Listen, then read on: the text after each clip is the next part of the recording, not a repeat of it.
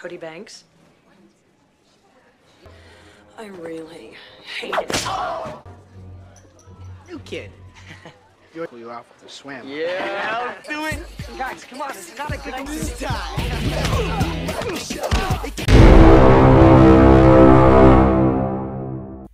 Halo, apa kabar semuanya? Semoga kalian semua sehat.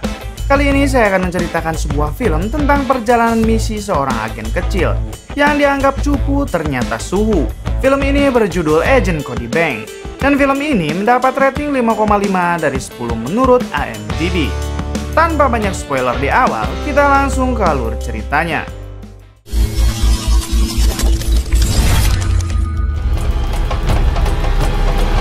Di awal film diperlihatkan seorang bocah bernama Cody yang bangun dari tidurnya. Sebelum berangkat ke sekolah, Cody sarapan terlebih dahulu bersama keluarganya. Di balik itu terdapat seorang ibu-ibu yang meninggalkan anaknya di dalam mobil untuk pergi sebentar. Tanpa sengaja, si anak yang ada di dalam mobil menginjak tuas rem, sehingga mobil tersebut melaju mundur. Cody yang pada saat itu sedang hendak berangkat ke sekolah tak sengaja melihat kejadian tersebut. Cody pun langsung berinisiatif untuk menghentikan mobil tersebut. Cody mencoba mengejarnya dengan menggunakan skateboard.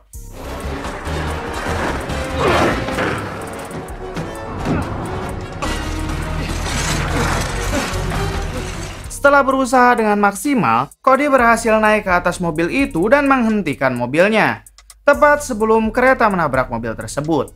Setelah itu, Cody tidak menampakkan diri dan memilih mengambil skateboardnya untuk segera pergi ke sekolah. Adegan berpindah ke sebuah perusahaan milik organisasi Ares yang berada di Hong Kong.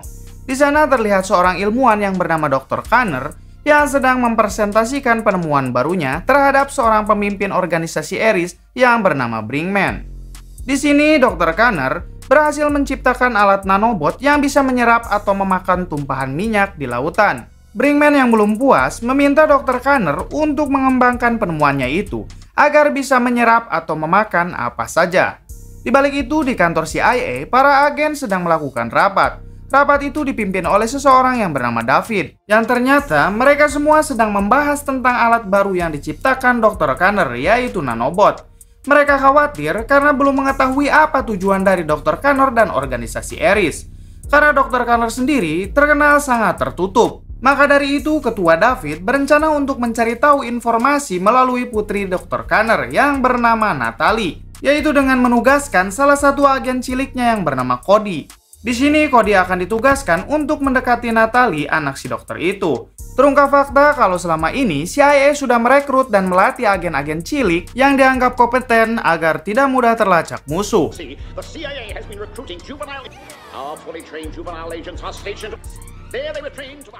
Keesokan harinya di sekolah, tepatnya di ruang ganti, tiba-tiba datanglah seorang agen cantik yang menonjol bernama Runika. Runika datang ke sana untuk menemui Cody. Di sini teman-teman Cody mencoba menggoda Runika yang menonjol itu. Runika yang merasa kesal langsung memberi pelajaran kepada mereka. Setelah itu Runika membawa Cody ke kantor CIA untuk melakukan rapat. So where are we going? The Middle East. You will speak only when spoken to. You will follow orders. Compounds of polymeric pullback. Di sana David memberi misi kepada Cody untuk mencari informasi tentang Dr. Connor, yaitu dengan cara mendekati anaknya yaitu Natalie. Karena hal itu, Cody akan dipindahkan ke sekolah Natalie. Sebelum menjalankan misinya, Cody diberikan alat-alat canggih seperti kacamata X-ray, GPS, jam tangan yang bisa menyetrum, dan skateboard berteknologi tinggi. Juga tidak lupa, Cody diberikan uang saku sebanyak $5.000. Singkat cerita, Cody diantar Runika ke sekolah barunya. Di sini Runika mengatakan kalau ulang tahun Natalie akan diadakan bulan depan. Dan Cody bagaimanapun caranya harus mendapatkan undangan ke acara tersebut. Football team. You know, it's an icebreaker. Saat sudah berada di dalam kelas, Cody terpesona melihat kecantikan Natalie. Namun ketika Cody hendak menghampiri Natalie, Cody dihadang oleh anak-anak mantangul yang ada di sana. Sampai salah satu anak mantangul itu mengambil jam tangan Cody, lalu memencet tombolnya, yang membuatnya tersetrum. Setelah itu, Cody menghampiri Natalie untuk berkenalan dengannya. Di sini Cody terlihat sangat gugup dan ketakutan, hingga membuat Natalie berpikir kalau Cody orang aneh. Beberapa jam setelah itu, terlihat Natalie akan mengikuti kelas mengemudi. Cody juga datang ke sana untuk mengikuti kelas tersebut. Ketika Natalie mencoba mengemudi, Natalie terlihat sangat payah dengan menabrak semua pembatas, sehingga ia gagal mendapatkan SIM. Ketika giliran Cody terlihat sangat mahir mengemudikan mobil tersebut.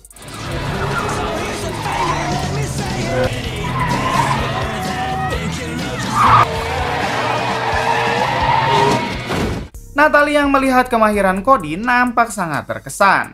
Setelah beberapa hari, Cody yang tak kunjung mendapatkan undangan ulang tahun dari Natalie, Runika berinisiatif memberikan nomor WA Natalie agar Cody bisa segera menghubunginya.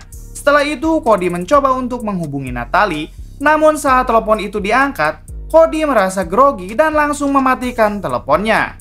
Runika yang mengetahui hal tersebut merasa sangat kesal, hingga Runika melaporkannya kepada Ketua David, yang pada akhirnya Ketua David memberikan pelatihan khusus untuk menjadi buaya darat dengan mendatangkan para ahli cinta.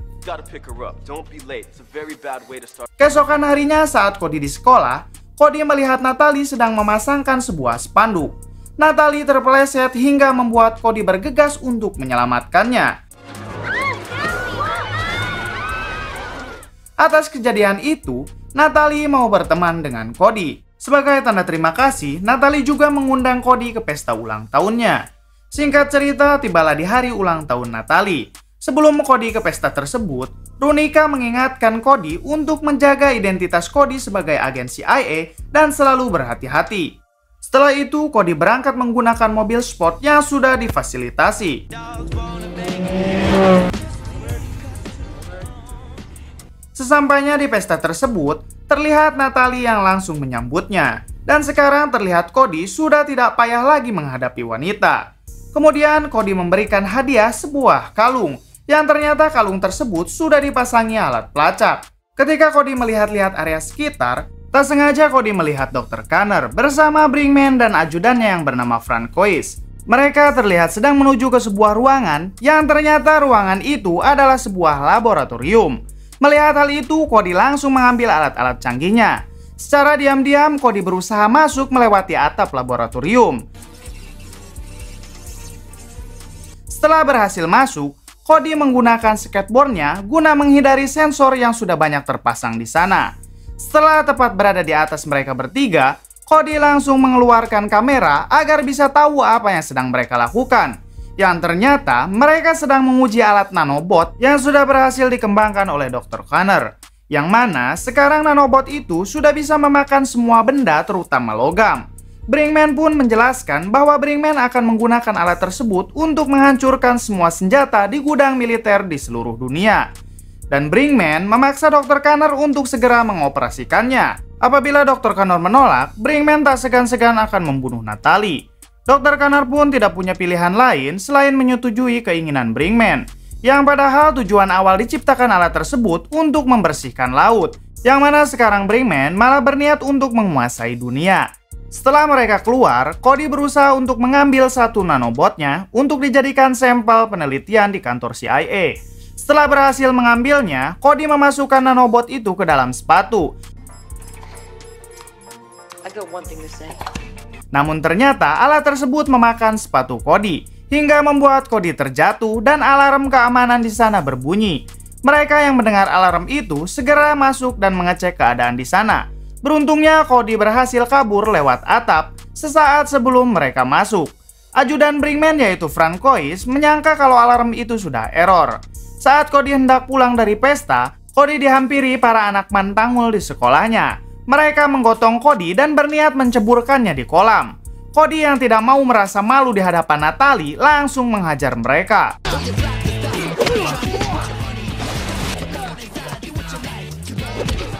Namun karena ulahnya itu, Cody harus dipecat sebagai agen CIA. Yaitu karena Cody telah melakukan keonaran dengan menghajar para anak mantangul itu. Karena ternyata kejadian tersebut sudah tersebar di berbagai media yang membuat identitas Cody bisa saja terbongkar. Di sini Runika meminta Cody untuk tidak ikut lagi dalam misi tersebut. Keesokan harinya Natalie datang ke rumah Cody untuk mengajaknya makan bersama. Namun saat mereka hendak makan, tiba-tiba Francois datang berniat untuk menculik Natalie. Your dad got involved with some nasty. Di sini Cody berhasil kabur, namun Natalie sendiri tertangkap oleh mereka. Tujuan mereka menculik Natalie tak lain untuk mengancam Dr. Connor agar segera cepat mengoperasikan nanobotnya. Di balik itu, karena Cody pulang ke rumah tengah malam dengan keadaan babak belur, Cody pun dihukum orang tuanya untuk tidak keluar rumah. Saat masuk ke dalam kamar, Cody melihat adiknya sedang memainkan alat-alat canggih miliknya. Di sini, Cody langsung mengambil alat tersebut guna mengetahui lokasi Natalie sekarang. Setelah mengetahui lokasi Natalie, Cody berniat pergi menolongnya. Namun hal tersebut dilarang oleh adiknya dengan mengancam akan dilaporkan ke orang tuanya, karena Cody masih dalam hukuman. Untuk menutup mulut adiknya, Cody memberikan uang $5.000 yang sebelumnya Cody dapatkan dari CIA. Setelah itu, Cody mampir ke kantor CIA untuk mengambil alat-alat canggih yang dirasa Cody butuhkan. Setelah mendapatkan alatnya, Cody langsung bergegas ke markas organisasi Ares yang berada di Gunung Salju.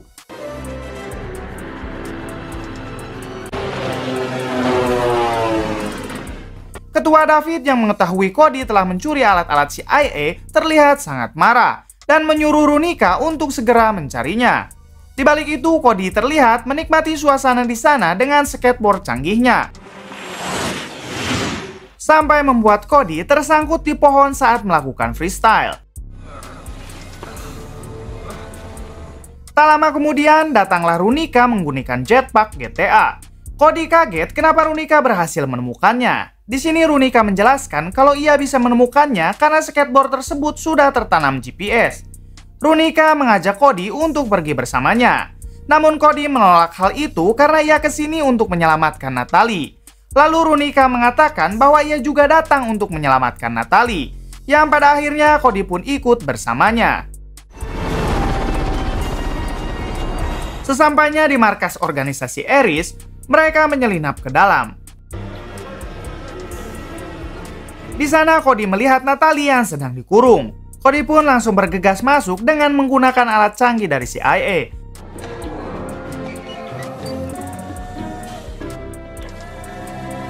Sementara Runika sedang memasang beberapa bom di markas tersebut, yang ternyata Brinkman dan ajudannya sudah mengetahui keberadaan mereka lewat CCTV. Di sini Brinkman memerintahkan Francois dan yang lain untuk segera menangkapnya, yang pada akhirnya mereka berhasil ditangkap. Di sini Cody berhasil melepaskan diri dengan alat CIA. Runika yang melihat Cody lolos segera melemparkan remote control bomnya. Singkat cerita, Brinkman mengancam Dr. Connor untuk segera menyelesaikan tugasnya. Dan kalau tidak, Brinkman tak segan-segan untuk membunuh Natalie dengan nanobotnya. Tiba-tiba Cody datang dan langsung menekan tombol bomnya hingga membuat sebagian markasnya hancur.